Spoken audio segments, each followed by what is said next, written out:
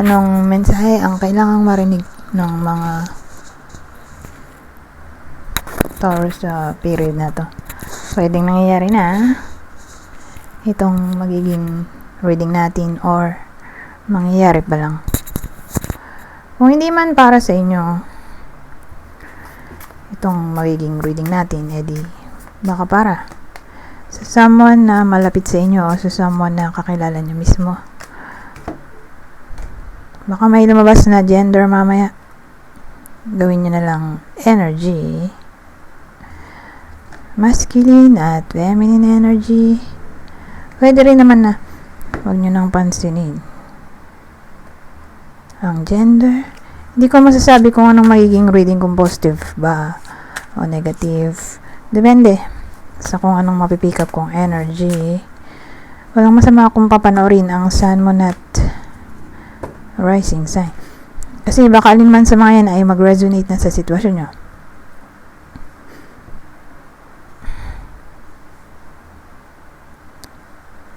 So, teka lang, ayusin ko lang.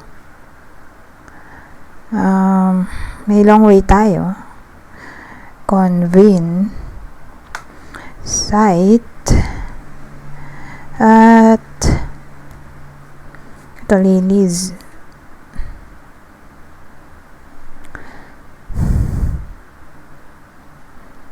Ano to? Ang dating sa akin sa period na to, may meeting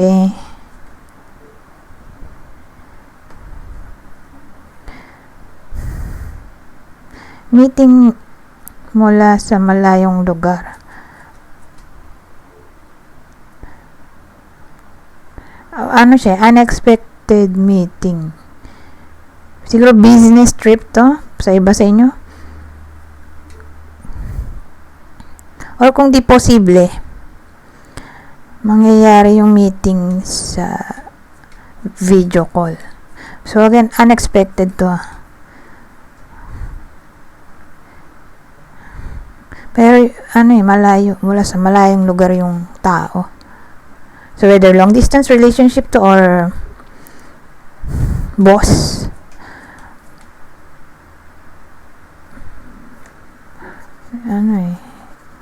May meeting nga. Whether in person or sa video call. Unexpected to.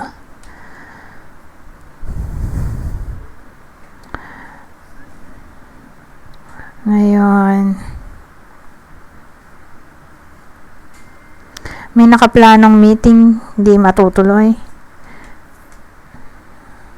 Ang tagal ng pinalano. Pero okay lang dito. Siguro dahil naunawaan ng sitwasyon.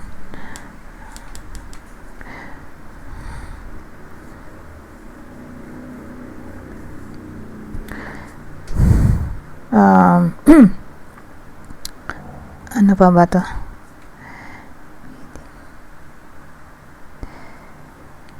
So kung dito meeting, signing of contract, reunion, gathering, occasion, celebration, conference,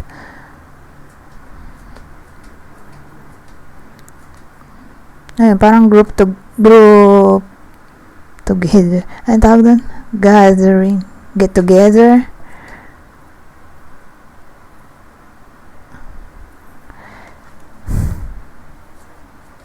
Ayun.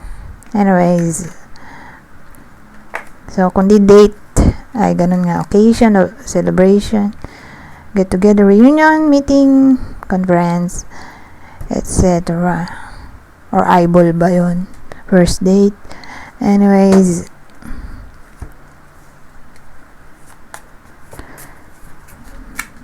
Pero malayo yung lugar ng venue, kung sakaling celebration, occasion. Either kayo malamang kayo yung dadalo or sila yung dadalo, sana sasabihin ko. Pero more like yung Taurus yung dadalo.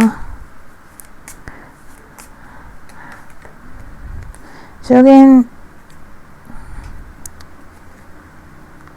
Kundi siya work-related. Kasi kung work-related, nagkaberya, di ba? Kaya video call na lang yung meeting conference. Ngayon, kung hindi,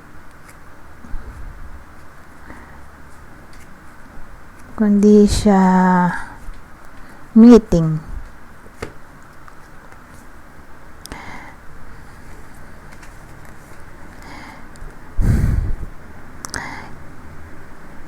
either tutuloy pa rin at susuungin ang risk ng danger, or okay lang kung di makadalo kasi nga naunawa ng sitwasyon. Let's say umuulan or may nangyaring emergency. Anyways,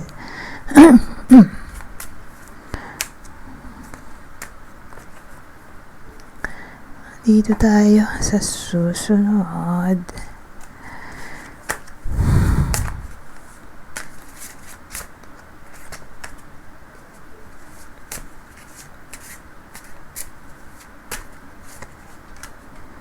Oy. Ay, ano to? Engagement celebration na to. Marriage, change. Di, yun na nga, para sa single na in a relationship, single na in a relationship. Oo. Hindi pa kasal eh. Hindi single pa rin sila. Mga in a relationship, ito.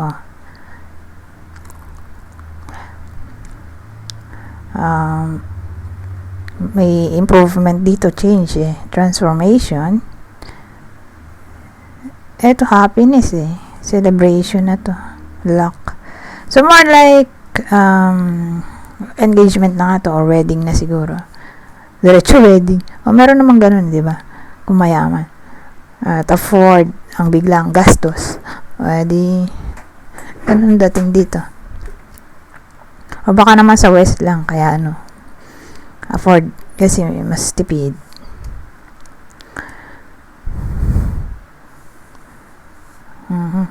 So may marriage dito, whether kayo to or someone else na malapit sa inyo, na mabalitaan nyo na yun, kakasal na pala, or may invite kayo sa kasal, ganun ang dating dito. So kung di man kayo to, di yun nga, someone na malapit sa inyo na ikakasal na, at yun nga, may invite kayo.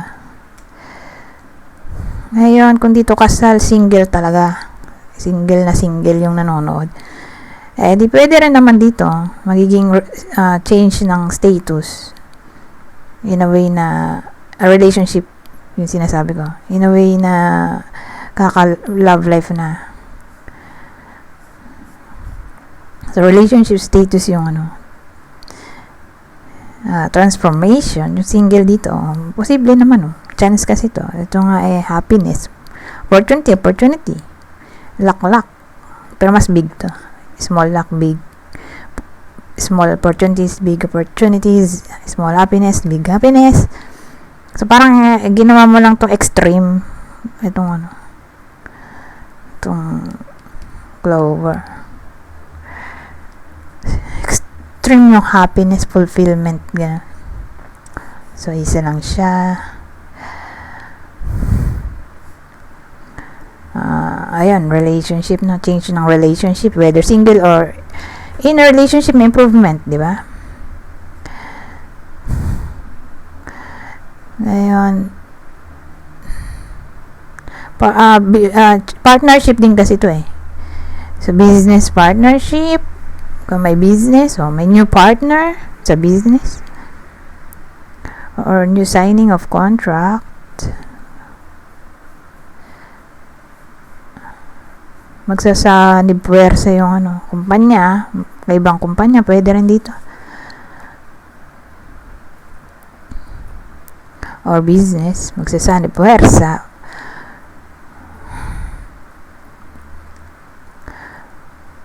or may tawag dun yung makikisosyo ka sa business ng iba, ganun, pwede rin dito.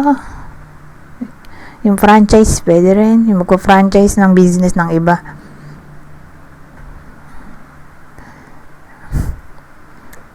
Basta ganun dating. Tas ikaw yung second branch nun. May tawag dun hindi nga lang ako expert sa ganyan. Basta, ganda thing.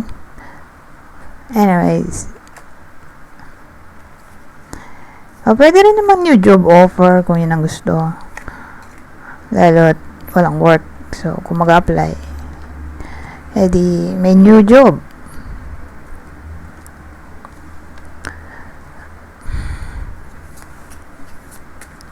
New job. Ito. Meron tayong damon.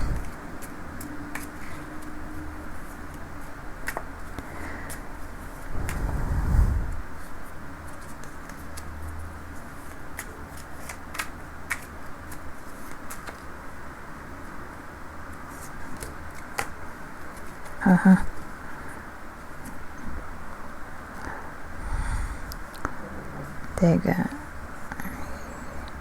Damon. Knight of Wands. Ito, 5 of Wands.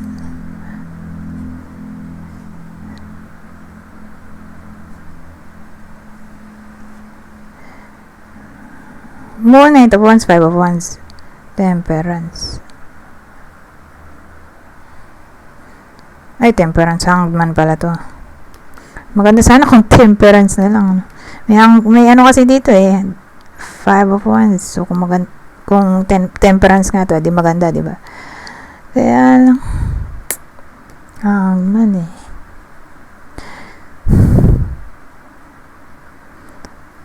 Pwede rin naman, new perspective. Teka, dito muna tayo. Ano ba to? The Moon.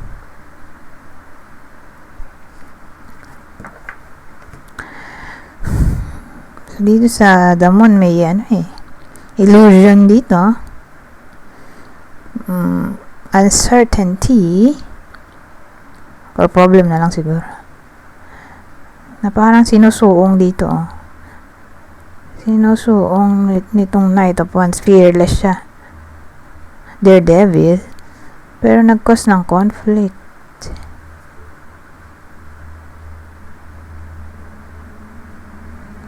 Bago ko to sagutin, alamin natin to. Ano bang damon na to? Ano bang meaning yan? Clarify natin.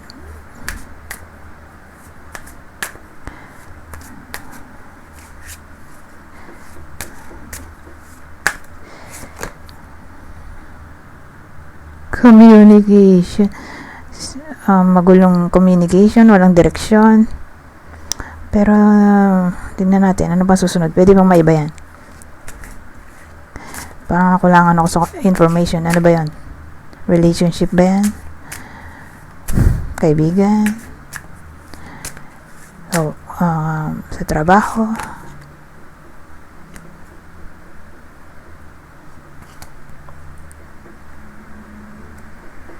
Ito may double meaning din to Well, tatloy na natin.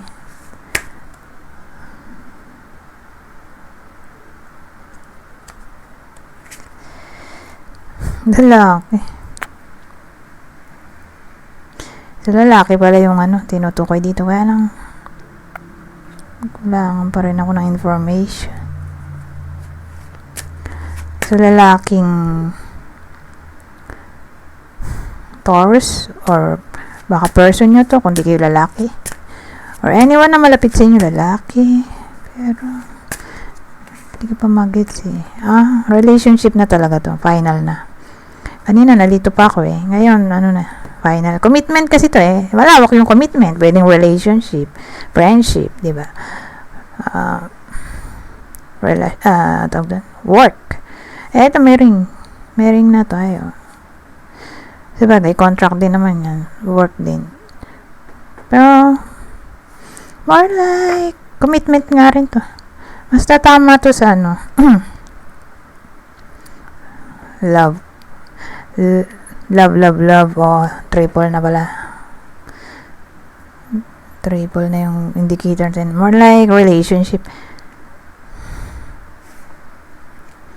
May illusion kanina. Kukos ng conflict.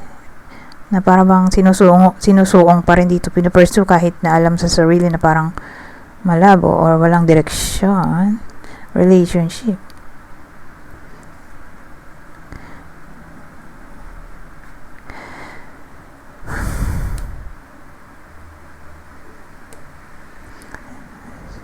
So, nandito yung lalaki, lalo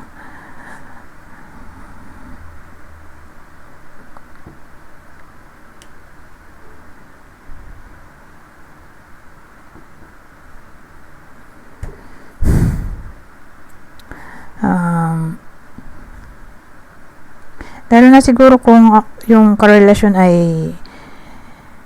foreigner or long distance sila or ka-workmate. Pwede ring ex. Or may big age difference silang dalawa. Yun yung uncertainty dito. So, general reading. Kunin nyo lang information na sa tingin nyo, if it's sa sitwasyon nyo or sa kakilala nyo, kung tingin nyo ay para sa kakilala nyo to. Ngayon nga, pinipursue dito. Alam naman nila sa sarili nila may conflict. Yun na nga, yung mga pinagsasabi ko doon. Pero ano kaya itong hanged man? May dito double meaning ulit. Hindi ko alam kung yung perspective ba yan or huwag na ituloy. Dahil puno ng uncertainty kasi Neptune to di ba? Neptune Pisces. At magsisilbing wisdom na lang yung nangyari. Tingnan natin kung ano nga ba doon. Clarify natin tong hanged man. Maging tatlo pa siya.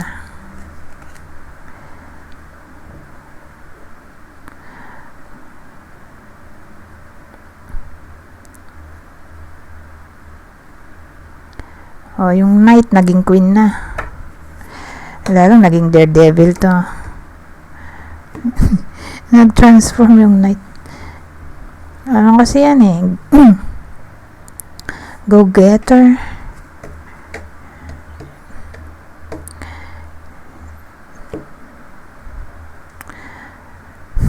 Saka hindi siya nagpo-procrastinate.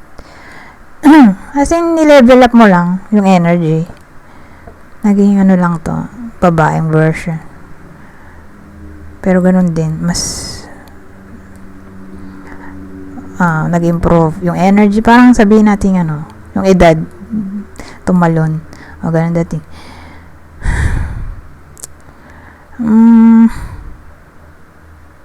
May Ace of Swords tayo. So, more like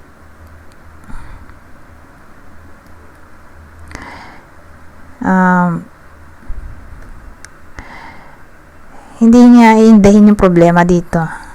So, suungin niya pa rin hanggang sa makuha niya yung success. Ganun dating. Hindi siya mag-give up, magiging determinado. Magiging strong yung lalaki kanina. I-overcome ang kung ano-anong challenge. So, ganun dating. Hindi niya susukuan yung partner niya.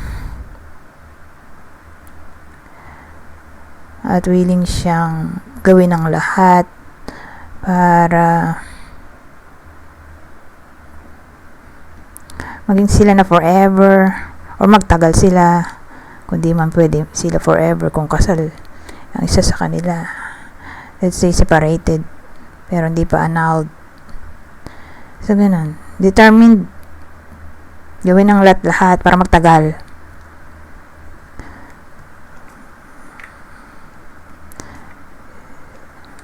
So, asahan natin ng loyalty mula dun sa lalaking yon.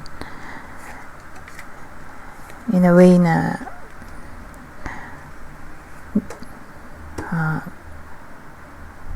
willing siyang tawag dito ayusin ang lahat or solve lahat ng problema.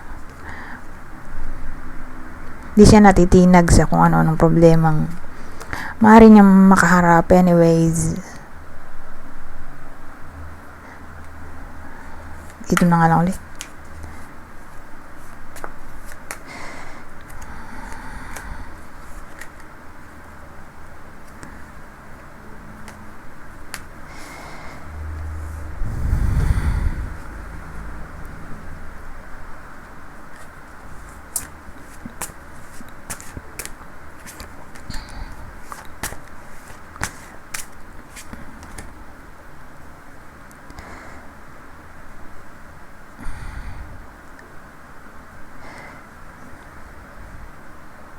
sa game.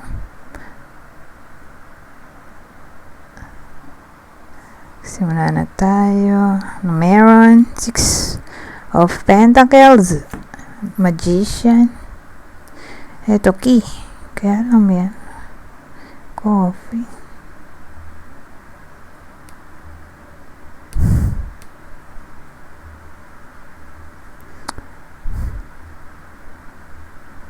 Kasi ang dating, depende kung ano bang blessing ang gusto nyong matanggap dito. Kasi ang dating sa akin dito sa 6 of Pentacles ay more like small blessings, career opportunities, help, support, financial aid, promotion, employment, unexpected money, or increased salary somehow.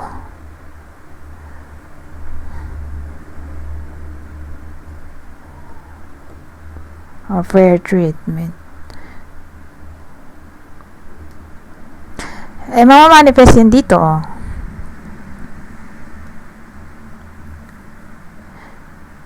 kakaroon ng solusyon.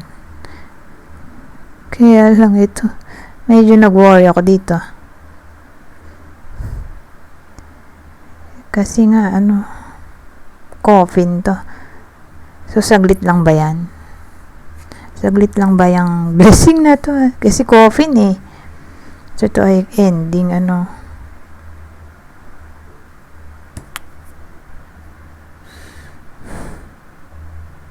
O may kapalit na, consequence.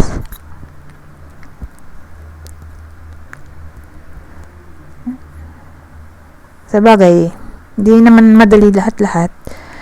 Kailangan ng effort. So, hindi madali mag-effort. Baka yun na yun. Consequence. Kailangan mo na i-face yung heavy consequence bago mangyari. Or heavy effort.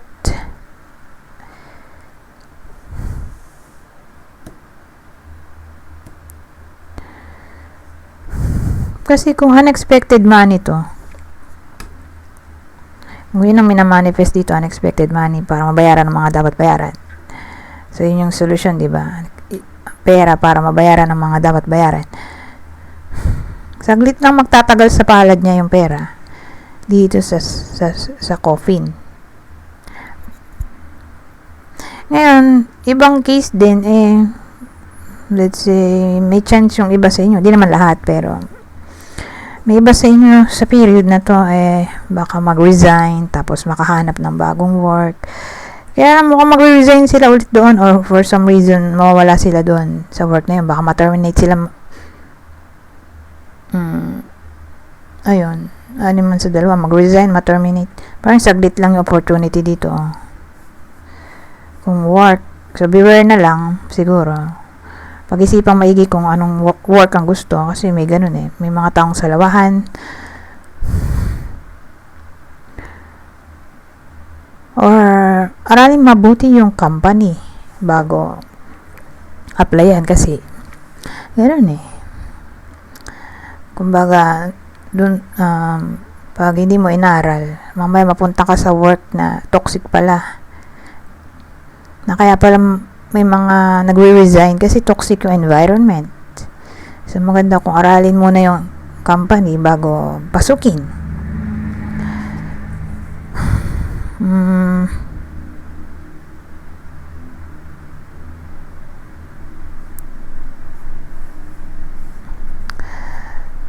Ayun lang naman yung medyo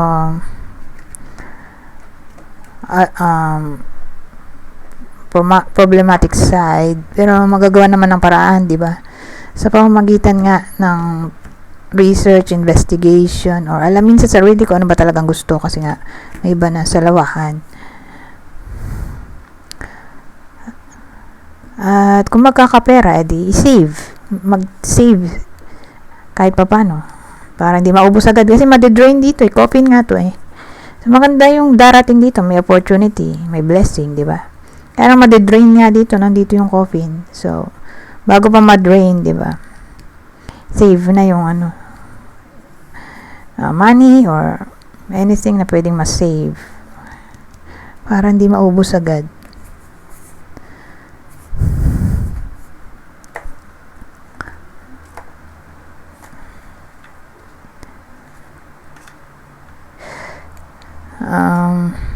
Anyways, dito tayo mag-end. Babasahin ko na lang para mabilis. Kunin nyo lang ang mensahe na sa tingin nyo ay fit sa sitwasyon nyo. General advice at prediction. Hindi pala kasama ang prediction. Advice lang. General advice na to. Sa period na to. Kasi ano to purely oracle. Walang prediction. Hindi ko kasi magamit to Kulang na tayo sa time. Ito, tarot. Kaya ito na lang. Ito galing to sa Bible. Mukhang sa Bible. Dyan Alagay dyan. Anyways, sabi dito, my command is this, love each other as I have loved you. Greater love has no one than this, that one laid down his life for his friends. Anyways, hanggang dito na lang. Goodbye. For now.